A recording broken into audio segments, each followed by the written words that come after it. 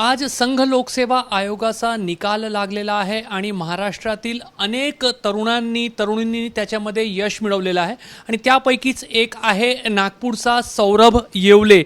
सौरभने पहिल्याच प्रयत्नांमध्ये UPSCची exam crack केलेली आहे आणि एक चांगलं त्याला जॉब आणि कॅडर अशी एक संधी मिळेल अशी त्याला अपेक्षा आहे। सौरभ, सर्वात आधी ABP माझ्याकडून अभिनंदन। पहिल्याच प्रयत्नांमध्ये UPSC क्रॅक केली। धन्यवाद सर। पहिल्या प्रयत्नामध्ये UPSC क्रॅक केली म्हणजे याच्यामागे बऱ्याच वर्षाची मेहनत आहे, आईवडिलांचा सपोर्ट आहे।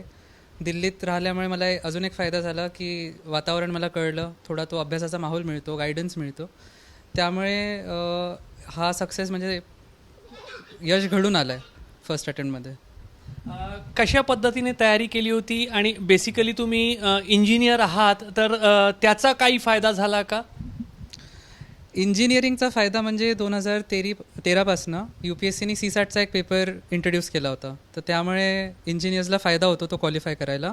दुसरी गोष्ट राहिली की इंजिनिअरिंगमध्ये आम्हाला लिहायची सवय नसते, पण मला लिहायचा थोडा छंद असल्यामुळे तो जो एक नेगेटिव्ह पॉईंट होता तो मला UPSCमध्ये त्याचं बेनिफिट झालं। आणि राहिली गोष्ट अभ्यासाची, तर अभ्यासक्रम म्हणजे तुमचा पूर्ण CBSCचाच आहे। 10वी 11वी 12वीचे NCERTचे जे पुस्तकं असतात ते तुम्हाला वाचून काढायचे आहे आणि 10 तास ॲटलिस्ट जर तुम्ही अभ्यास केला रेग्युलरली सिन्सिअरली तर मला वाटते कोणी पण ही परीक्षा उत्तीर्ण करू शकतो। पहिल्याच अटेम्प्टमध्ये पहिल्याच प्रयत्नांमध्ये तू हा यश मिळवलेला आहे। पुढे अनेक अटेम्प्ट्स तुला मिळू शकतात, तुझा वयही सुद्धा आहे, तर पुढे रँकिंग सुधारून आणखी काय ध्येय आहे? आपलं स्वप्न तर IAS बनायचंच आहे, तर ध्येय म्हटलं तर आपण येणारा जो अटेम्प्ट आहे 2025चा तो परत देऊया। 25 मेला आता त्याची प्रिलिम्स आहे, त्याची तयारी सुरू आहे आणि इच्छा तर हीच आहे की ह्या अटेम्प्टमध्ये अजून चांगली रँक आहे आणि महाराष्ट्र कॅडरमध्ये IAS बनवून येऊ मी परत। आपल्यासोबत सौरभचे वडील रमेश येवले सर, मुलगा तुमचा पहिल्याच प्रयत्नामध्ये आज सनदी अधिकारी झालेला आहे, कसं वाटतं एक वडील म्हणून कसं वाटतं? आणि तुम्ही पण सुद्धा प्रशासकीय सेवेमध्ये महाराष्ट्र सरकारच्या सेवेमध्ये तुम्ही पण एक अधिकारीला काय वाटतं?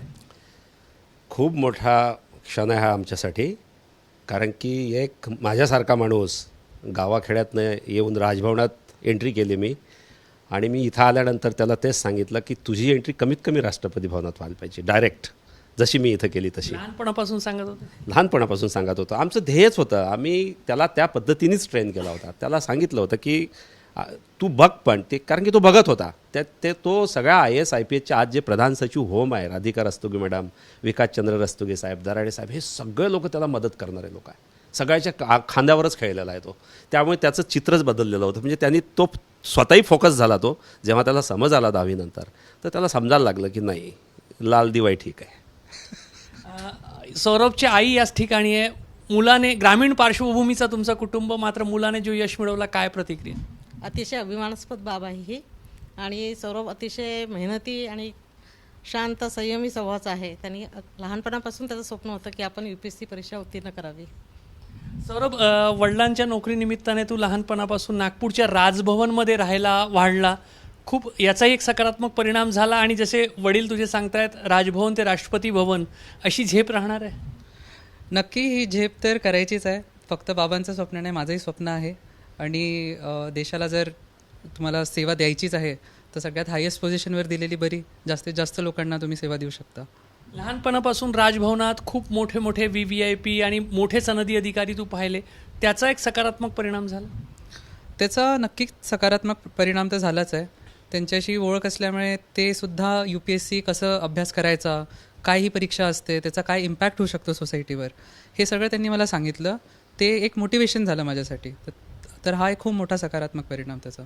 तर नागपूरचा हा तरुण सौरभ येवले पहिल्याच प्रयत्नात UPSCची परीक्षा क्रॅक करू शकलेला आहे आणि पुढे आणखी परीक्षा देऊन रँकिंग सुधारवायची आहे आणि IAS होण्याचा त्याचा ध्येय आहे। कॅमेरामॅन अतुल हिरडेसह रजत वसिष्ठ, ABP माझा, नागपूर। ABP माझा, उघडा डोळे बघा नीट।